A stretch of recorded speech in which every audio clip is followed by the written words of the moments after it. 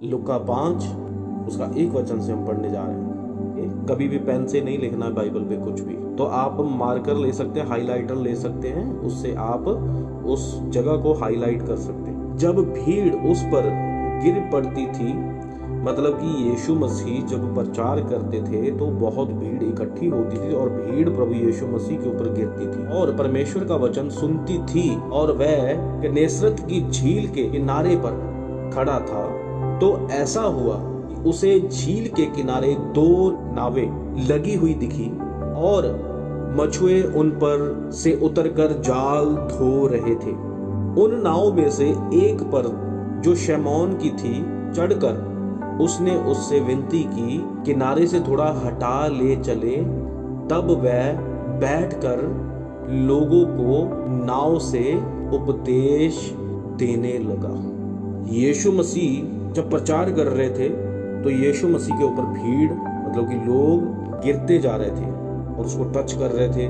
उस समय प्रभु यीशु मसीह वहां पर प्रचार पूरी तरह प्रॉपर तरीके से नहीं कर पा रहे थे, क्योंकि लोग जो टच कर रहे थे ये वो लोग हैं जिन्होंने सुना था कि यीशु मसीह के कपड़े छूने से, यीशु मसीह को टच करने से लोग चंगे हो रहे हैं। पर यीशु मसीह ने क्या किया? संसार से अपने आप को अलग किया। अगर हम वचन को ध्यान से पढ़ते हैं तो यहाँ पर लिखा है, उन नावों में से एक पर जो शमौन की थी चढ़कर उसने उससे विनती की कि किनारे से थोड़ा हटा ले।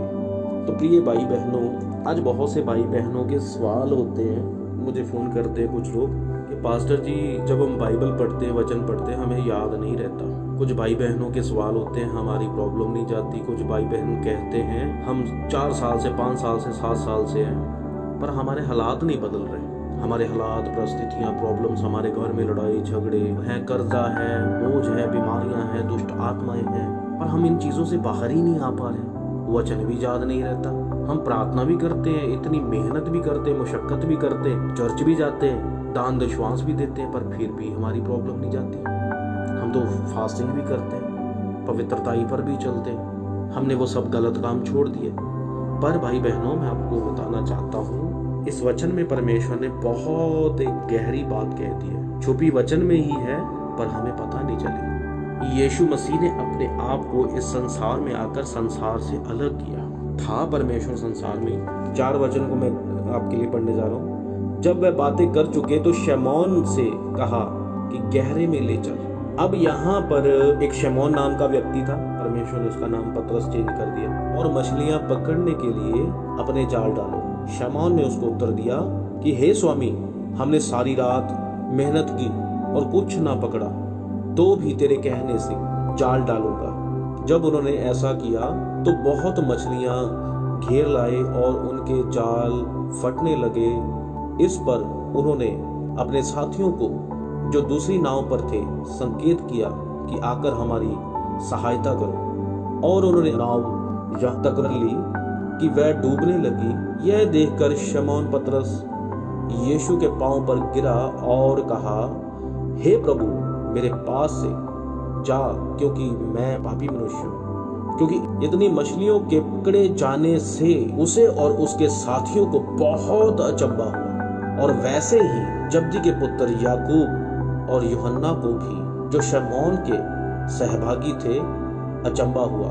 तब यीशु ने शमौन से कहा, मत डर, अब से तू मनुष्यों को जीवते पकड़ेगा।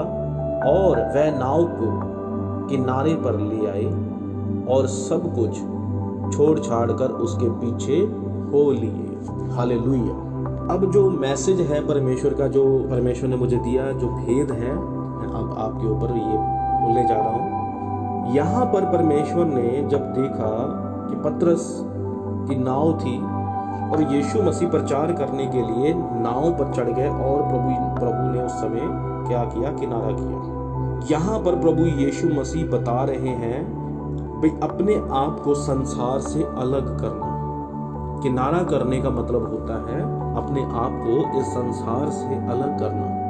और संसार से जब उन्होंने अपने आप को अलग किया, यीशु मसीह वहां पर प्रचार कर रहे हैं, क्योंकि यीशु मसीह के ऊपर भीड़ गिरती जा रही है। यीशु मसीह को एक चमत्कार करने वाला वो बाबा मान चुके हैं, जब कुछ भी मान चुके हैं, उस समय ये सब चीजें चल रही थी। पर यीशु मसीह ने अपने आप को अलग किया। और उसी तरह परमेश्वर हम सबको भी आज कहते हैं कि अपने आप को पूरी तरह आपने संसार से अलग करना है। पौलुस कहता है कि मैं संसार में रहा पर मैंने उन जैसे काम नहीं किए। संसारिक लोगों में उठा बैठा खाया पिया उनके सब काम देखे, पर पौलुस कहता है कि मैंने वो काम नहीं किए। इसी तरह परमेश्वर ने हमें किनारा करने को बोला है। मतलब कि जब तक हम किनारा नहीं करते, हम उस किनारे से साइड पर नहीं होते, तब तक परमेश्वर हमारी जिंदगी में काम नहीं करते। आज बहुते भाई बहनों के सवाल क्यों फिर है कि हमारी प्रॉब्लम नहीं जाती, क्योंकि संसार से किनारा ही नहीं किया अभी तक। शमौन कहता कि मैं पूरी रात मेहनत करता रहा, मैंने तो कुछ नहीं पकड़ा, मेरे हाथ तो कुछ भी नहीं लगा। पर परमेश्वर ने क्या कहा? किनारा भाई, साइड पे हो तू इस संसार से। और जब तक आप साइड नहीं लेते, संसार से बाहर नहीं आते, अगर आधे संसार में आधे पानी में, क्या आप मछलियां पकड़ पाओगे? मछलियां हैं ब्लेसिंग, मछलियां हैं इंसान, मछलियां हैं आपका आत्मिक जीवन। समझ आई? अगर आप ध्यान से वचन को पढ़ो तो यहाँ पर परमेश्वर ने हर उस इंसान को कहा कि किनारा कर, साइड ले अपनी। जब तक तू साइड नहीं लेगा तो तेरी जिंदगी में ब्लेसिंग कैसे आएगी, तेरी जिंदगी में बरकत कैसे आएगी, आशीष कैसे आएगी, तू फलवंत कैसे होगा। और जब यीशु मसीह ने प्रचार किया, लोगों ने सुन लिया। अब पतरस की बोट में थे परमेश्वर, क्योंकि पतरस को चुना हुआ था शमौन को। और जब परमेश्वर ने कहा कि अब तू अपनी नाव को झील के सेंटर में ले चल, वो सेंटर में लेकर गया और अब गहरे जल में कहा कि गहरे जल में ले चल, मतलब कि जहां पर गहरा जल है। तो वहां पर पतरस को कहा कि अब तू जाल डाल। और जब उन्होंने गहरे में जाल डाला तो उनके पास इतनी मछलियां आई कि उनके जाल टूटने लगे, उनकी जो नाव थी वो भर गई और वो डूबने लगी। इस वचन का भेद क्या है? जब हम इस संसार से हटकर हम वचन की गहराई में जाते हैं।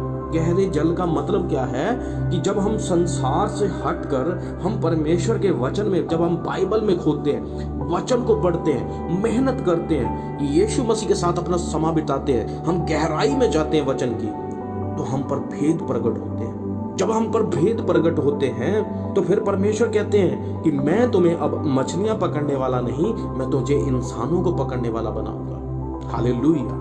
तो तुम्हें इस संसार में ब्लेस होने वाला नहीं, ये ब्लेसिंग तो परमेश्वर के पीछे चलती है। जब यीशु मसीह उसकी बोट में आ गए तो फिर मछलियां कैसे ना पकड़ पाते हो। आज आपकी जिंदगी में ब्लेसिंग नहीं आ रही, आपकी जिंदगी में बरकत नहीं आ रही, आशीष नहीं आ रही, आपका आत्मिक जीवन नहीं सुधर रहा। क्यों? क्योंकि आपकी जिंदगी में अब तक यीशु मसीह नहीं है, आपकी बोट में यीशु मसीह नहीं है, आपकी नाव में यीशु मसीह नहीं है। जब यीशु मसीह आपको कहेंगे कि अब तू जा गहराई में और मैं तेरे ऊपर वचनों के भेदों को प्रकट करूंगा, तेरे हालात तब बदलेंगे जब हम वचन की गहराई में जाएंगे, जब हम बाइबल में एकदम लुप्त हो जाएंगे, बाइबल में वचनों को हम खाना शुरू करेंगे, वचनों की गहराई में जाएंगे, तब वचन के भेद हमारे ऊपर प्रकट होंगे, तब परमेश्वर हमारे ऊपर अपने भेदों को, गहरे भेदों को प्रकट करेंगे। हालेलुया। गहरे जल का मतलब होता है कि हमने वचन की गहराई में जाना। इस संसार से किनारा करके, संसार से हटकर हमने अपना टाइम परमेश्वर के साथ स्पेंड करना, परमेश्वर के साथ अपने टाइम को बिताना। आज देखो, अगर आपने आप को चेक करो, हम वचन के साथ इतना टाइम नहीं स्पेंड करते जितना हम संसार की गहराई में घुसते हैं। जितना संसार की गहराई में घुसोगे आपको निराशा मिलेगी, दुख मिलेंगे, तरह तरह के आरोप मिलेंगे, तरह तरह की पीड़ाएं मिलेंगी, यातनाएं मिलेंगी, टेंशन्स मिलेंगी, प्रॉब्लम्स मिलेंगी, बीमारियां मिलेगी, दुख मिलेगा, तकलीफें मिलेंगी। पर जब आप वचन की गहराई में जाओगे, परमेश्वर आपको आत्मिक आशीषें, आत्मिक बरकतें देंगे। क्या कहा पतरस ने कि मैं पापी हूं परमेश्वर, हम तो अचंभा करके हमारे साथ तो ऐसा कभी नहीं हुआ, इतनी तो मछलियां हमने आज तक नहीं पकड़ी। परमेश्वर ने कहा कि तो अब मछलियों को पकड़ने वाला नहीं, मैं तुझे इंसानों को पकड़ने वाला बनाऊंगा। जब हम परमेश्वर का कहना मानते हैं, जब हम वचन के अनुसार चलते, पतरस ने क्या किया?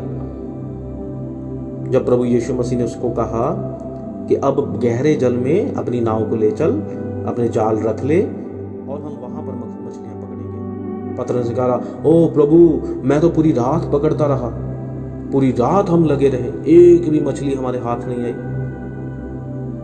एक भी मछली हम पकड़ नहीं पाए। प्रभु ने कहा, मेरे कहे पर चल, जब प्रभु यीशु मसीह आपके अंदर आते हैं, जब यीशु मसीह आपको चलाते हैं, जब आप यीशु मसीह का कहना मानकर कोई भी काम, कोई भी स्टेप उठाते हैं, तो सफलता आपके कदम चूमती है। जब उसके धर्म और राज की खोज करते हैं तो दुनिया की आशीषें फिर आपको पीछे पड़कर मिलती हैं।